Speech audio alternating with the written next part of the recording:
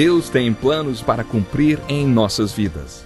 Essa é a mensagem de toda a Bíblia e é isso mesmo que estamos estudando aqui no Encontro com a Palavra, escrito pelo pastor Dick Woodward e narrado pelo pastor Edson Bruno. Fique atento a mais um programa que o Ministério Cooperativo Internacional leva a você. Com você agora, pastor Edson Bruno.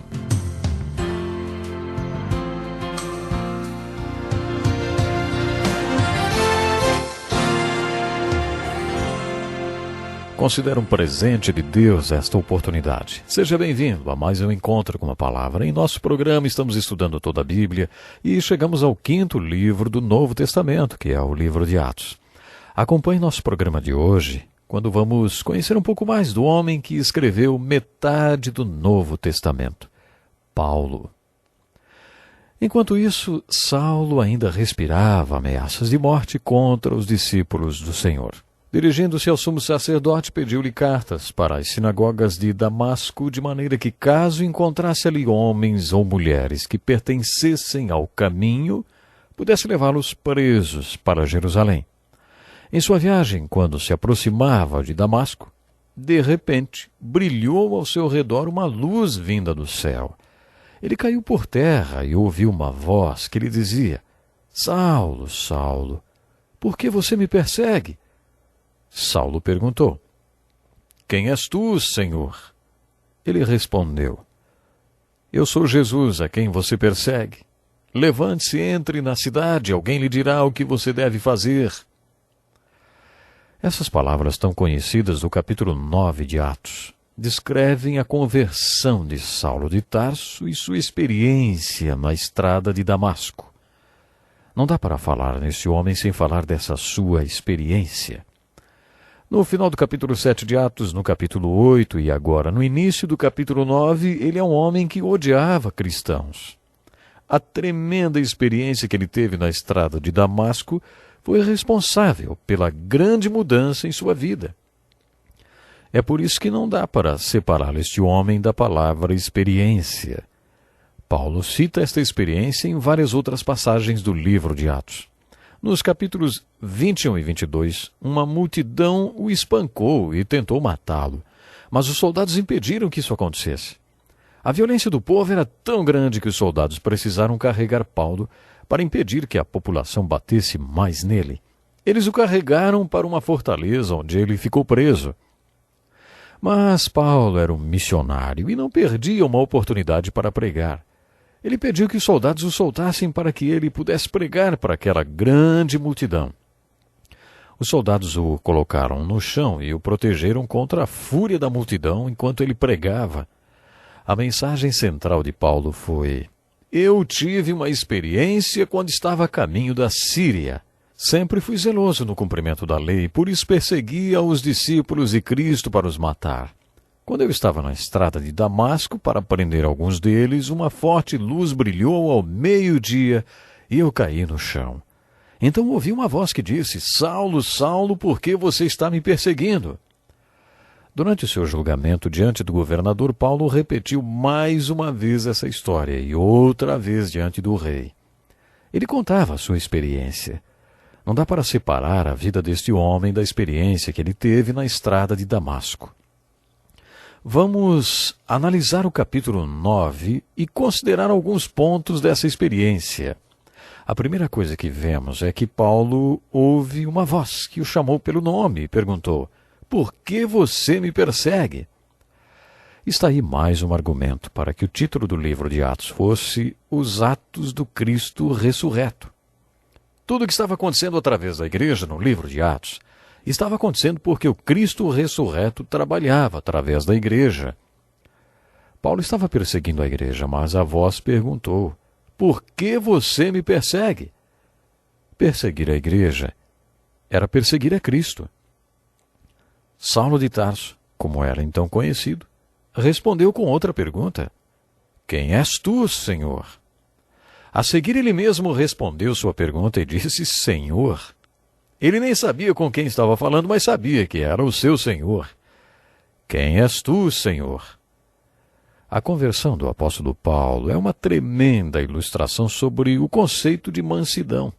A palavra mansidão é uma das palavras menos compreendidas da Bíblia. Mansidão não está associada à fraqueza. Mansidão significa ser domado.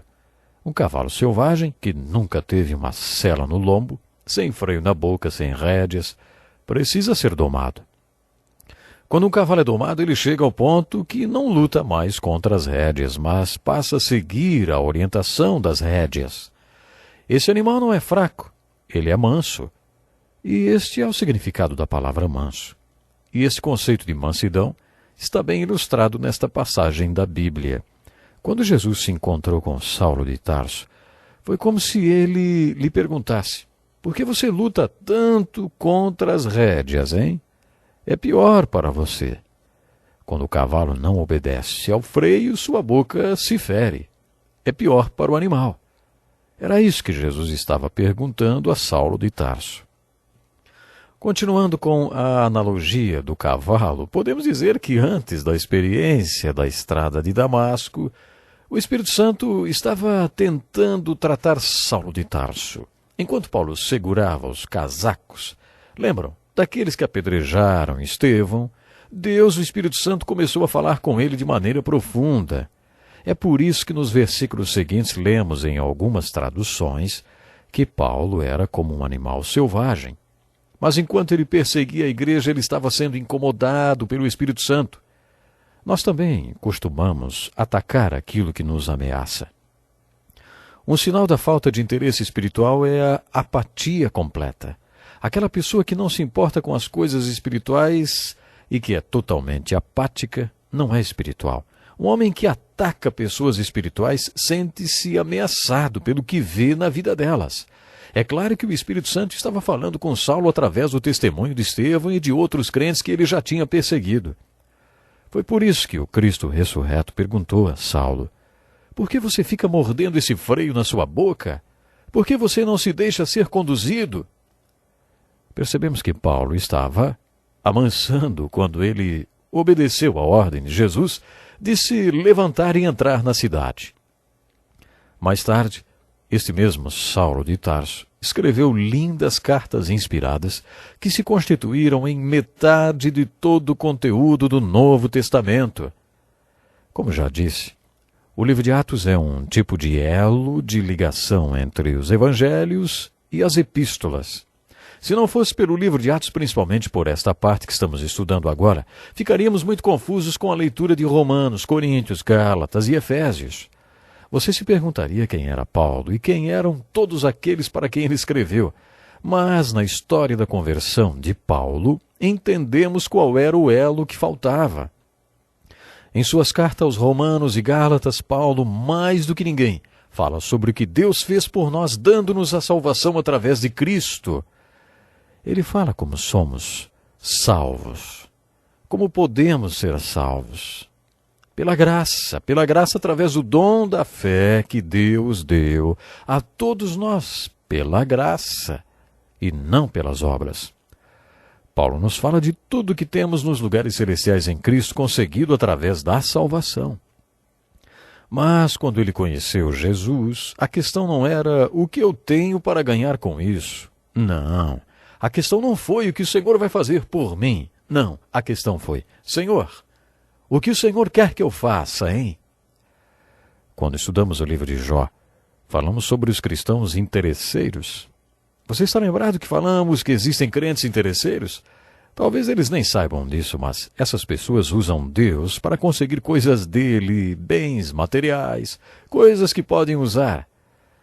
Existem pessoas que querem usar Deus. Quando precisam de um extintor, clamam a Deus aí, né? Quando precisam se esconder do medo, aí clamam por Deus. Para elas, Deus é alguém que elas usam quando precisam só. Se você é um crente interesseiro, está ocupando o lugar central da sua própria vida. Está lá no centro da sua vida com as mãos abertas, como Jó, perguntando o que um homem pode esperar que Deus coloque em suas mãos porque ele crê e segue a Deus. Depois de muito sofrimento, Eliú veio para ajudar Jó e lhe disse que ele não deveria ficar de mãos abertas no meio de tudo aquilo, perguntando a Deus o que ele lhe daria por ser um homem bom.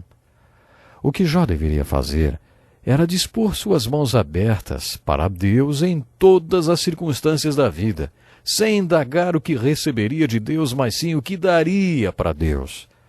Em tudo que passamos, devemos sempre perguntar a Deus o que podemos tirar daquela circunstância para Ele e como podemos glorificá-lo através da crise, da necessidade, das circunstâncias, da riqueza e dos encontros da vida. Existem pessoas que atacam a fé através da chamada psicologia da religião. Eles argumentam que muitos são crentes ou devotos interesseiros. Esta psicologia da religião promove este ataque psicológico porque questionam por que as pessoas são religiosas e alegam que religiosos são, na verdade, pessoas interesseiras e que a religião é ópio de suas vidas porque, ao invés de buscarem soluções e conquistas, elas ficam se dopando com a esperança na religião. Para eles, a única razão dessas pessoas serem religiosas é a busca da satisfação de suas necessidades. Se alguém acusar você de usar a religião para satisfazer suas necessidades, o que é que você vai responder, hein? Quais são suas convicções a respeito do que você crê? Será que esta acusação se aplica a você? O apóstolo Paulo fala sobre pessoas que encontraram o perdão em Cristo, que encontraram o Cristo que perdoa as culpas e que cura os seus corpos. Por isso, elas aceitam todos os rituais religiosos, todas as doutrinas e tabus da igreja, sem sequer questionar ou entender, mas estão lá enchendo os bancos da igreja. É nisso que se resume a fé delas. E por isso estão na igreja, porque Deus resolveu seus problemas. Talvez você seja uma pessoa que precisa de uma cura e encontrou essa cura em Cristo, e como crê em Cristo, como você vê que Cristo curou ou vai curar, então você está numa igreja. Talvez você seja uma dessas pessoas que conheceu o Jesus terapeuta, capaz de resolver todos os seus problemas emocionais, e por isso você vai à igreja. Ou então, talvez, ele seja para você o Jesus doador, porque, como todo mundo, você tem muitas necessidades. Você não pode participar do clube de campo da cidade. Então você vai à igreja porque você tem necessidade de pertencer a algum lugar de Jesus. Tudo isso coloca você no centro do seu relacionamento com Cristo e com Deus. Quando você vai a Cristo e tem a experiência de salvação, Ele realmente resolve todo o seu problema de culpa. Ele realmente vai dar a você o sentimento de pertencer a algum lugar. Ele pode curar o seu corpo, se for da vontade dele. E Ele pode também solucionar todos os seus problemas emocionais. Você tem muito a ganhar quando busca Jesus. Pense nisso, nosso tempo acabou. Até o próximo programa. Que lição importantíssima. Obrigado, pastor Edson Bruno. Prezado ouvinte, coloque em prática o que você ouviu aqui. Sem dúvida, sua vida será grandemente abençoada. Este é um estudo escrito pelo Dr. Dick Woodward, na voz do pastor Edson Bruno. Escreva-nos e solicite o material. Nosso endereço é Encontro com a Palavra, Caixa Postal 2011, CEP 89201-970, Joinville, Santa Catarina. Até o nosso próximo Encontro com a Palavra.